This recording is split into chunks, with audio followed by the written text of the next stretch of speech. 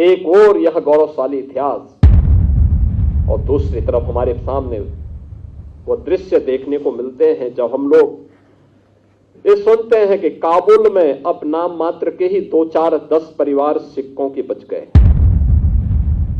जब हम बांग्लादेश की घटना का उल्लेख सुनते हैं,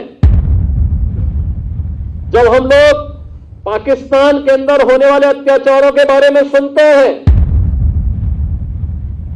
तब हमें सिख गुरुओं के उस त्याग और उस बलिदान का स्मरण बरबस हो जाता है। और इसीलिए आज के उस अवसर पर मैं आप सबसे भी यही अपील करने के लिए आया हूं। मैं आप सबसे यही अपील करूंगा और मेरा विनम्र अनुरोध होगा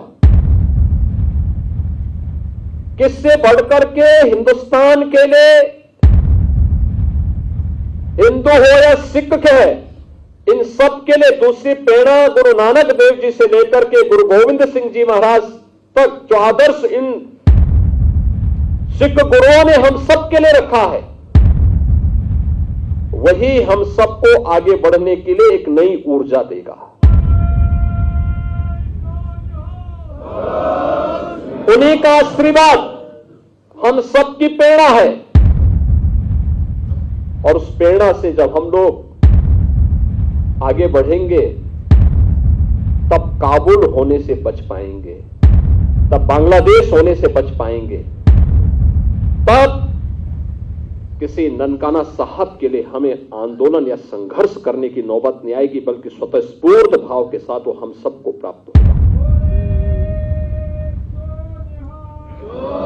और इसीलिए आज हम सबको अपने मित्र और शत्रु को सही तरीके से पहचानने की ताकत हम सबको प्राप्त हो, इसके लिए हम लोग गुरु महाराज से प्रार्थना करें, ये ताकत वे हमें दें। कौन वे लोग हैं जो देश की जुझारू कौम को,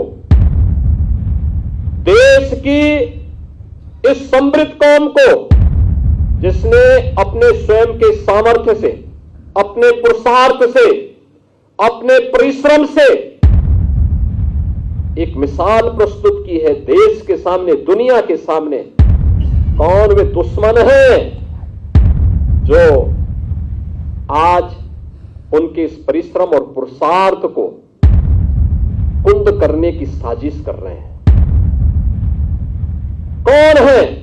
उन दुश्मनों को पहचानने की आवश्यकता है।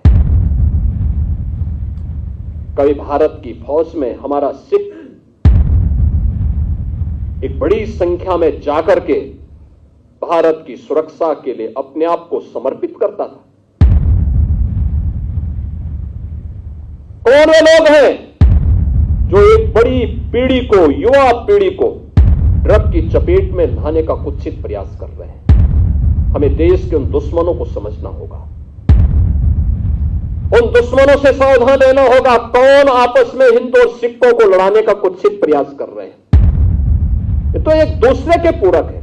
आज की खबर में बस इतना ही। देखते रहिए आज की आवाज MP और अगर अभी तक आपने चैनल को सब्सक्राइब नहीं किया है तो अभी करें। नमस्कार।